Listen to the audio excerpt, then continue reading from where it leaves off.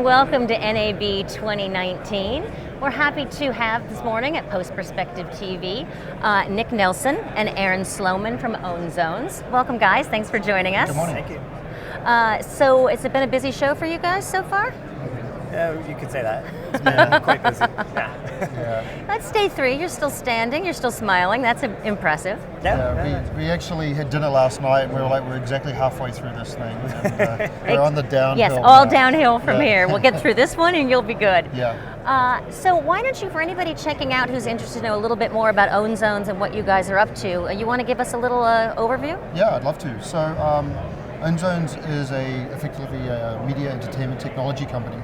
Our belief is that this whole industry should be running up in the cloud, and so we've been working for a number of years now, taking different workflows and processes that our customers and partners do today, maybe in traditional ways, and helping them do that in the cloud. So we started off with what we call media logistics, which is file distribution and delivery, a couple of years ago, and now we've gone into much more advanced workflows where we're really collaborating in the cloud on things like compliance, localization, building and migrating into the cloud and being able to service off that much more effectively and faster. Great, and are you allowed to talk about any of the people that you've been working with? Yeah, we've got some of them up on our website, so I think we can talk about those guys.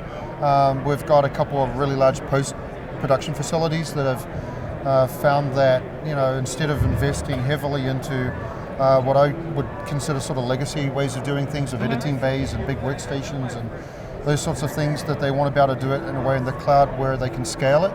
And we're really seeing more of a worldwide workforce, aren't we? Where people, these post facilities at the scale of the Netflixes and the Amazons now, are needing to have a completely distributed workforce, which is 7 by 24, and being able to do that through a browser and not necessarily in an editing bay is very compelling for them. Yes. Yeah, I'd say that our customers break down into 4 categories. So one is the studios that actually are creating content.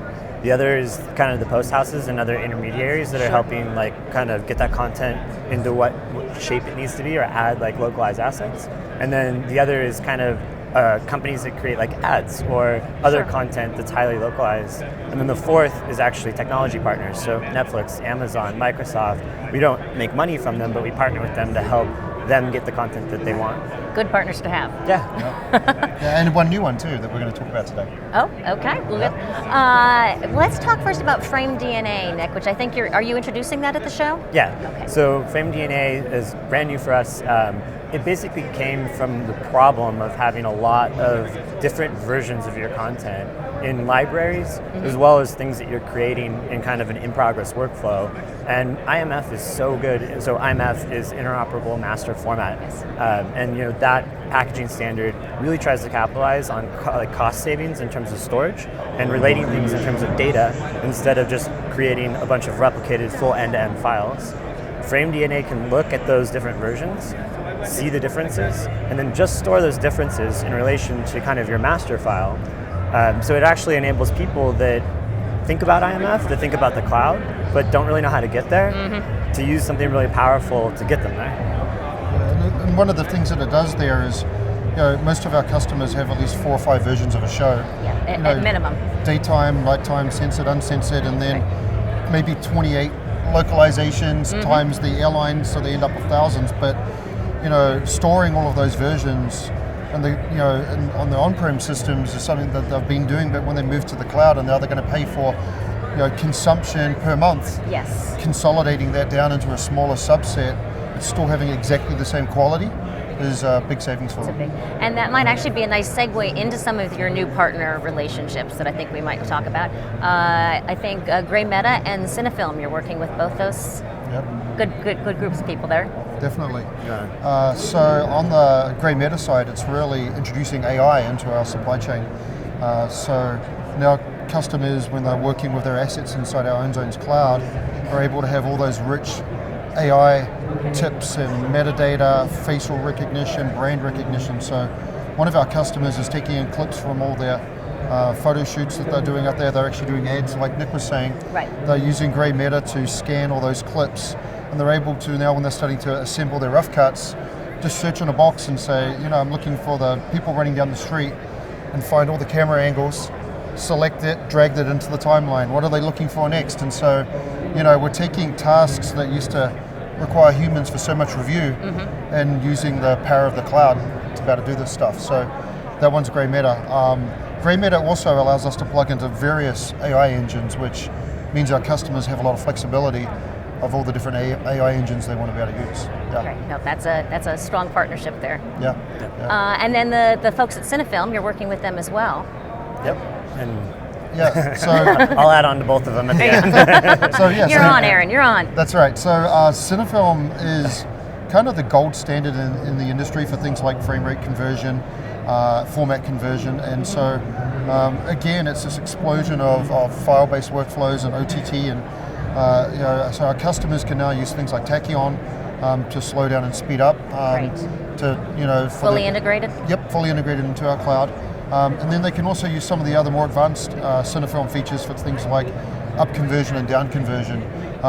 Ironically, with our frame DNA that we just spoke about, combined with Cinefilm, we're coming into a new sort of potential opportunity where customers can mix and match different versions of their shows and generate new versions, and using the Cinefilm technology, go and fix that and make sure that it's frame accurate and that the colors are applied properly and it's in the same specs and formats. And so we're super excited about Cinefilm. Yeah, and with both of them, I think what we're really good at is kind of filling in that white space and helping people conduct really complex workflows in a really easy way. And we're always... It's the dream. It is, and I mean, I think one of the things that we do really well is integrate the best-in-class tools into a solution, and our solution really gives you access to all these different things in a very seamless way. And these types of things that we're talking about doing are really hard to do even on an on-prem hardware-based solution. Yes. Let alone in a distributed workflow in the cloud with people that are logging in from Singapore and India and all over the world to collaborate. And you're working with IBM as well, correct? Speaking of... Yeah, and IBM... And is this a new announcement, a new relationship with IBM? It is, yeah. I mean, they approached us and we kind of really started to talk about how we could have our ecosystem on their cloud architecture. And it's actually been really great for us because we really wanted to be more and more cloud agnostic, and we're finally getting to that point, and IBM has a number of really great solutions. And because we kind of build our architecture in a very open way, and on Kubernetes and with a lot of kind of progressive technologies, it works really well on their tech stack. We also have partnered with them on the Aspera side and Watson, and so there's a number of really nice partnerships there, and a lot of our customers are asking for it, so it's even better for that. Yeah, and there's a couple of things that we're seeing immediately from this. IBM's cloud is also able to be run on-premise, and so we are the cloud company. When I started, I said that our vision is to do everything in the cloud. Well, it just so happens we can take the cloud inside the facility now too. So the IBM cloud allows us to do that. So our customers can mix and match between on-prem and up in the cloud. And then the other thing about IBM, which is really, really cool, they have some really great enterprise workflow systems for like Arima that customers are using, and so they spend some time and have plugged into our cloud, so all the Arima customers out there are now able to send their assets into Ownzones to build IMFs and do all those sorts of things that we're good at, and then put them back in Arima for the other parts that Arima's good at. Yeah. It's another solid partnership. It is, yeah. Well, guys, thank you. A lot of exciting stuff happening at Ownzones, so thanks for coming by and chatting with us and catching everybody up. And that's us. I'm Dana McCallum with Post Perspective, and we're saying bye-bye from NAB 2019.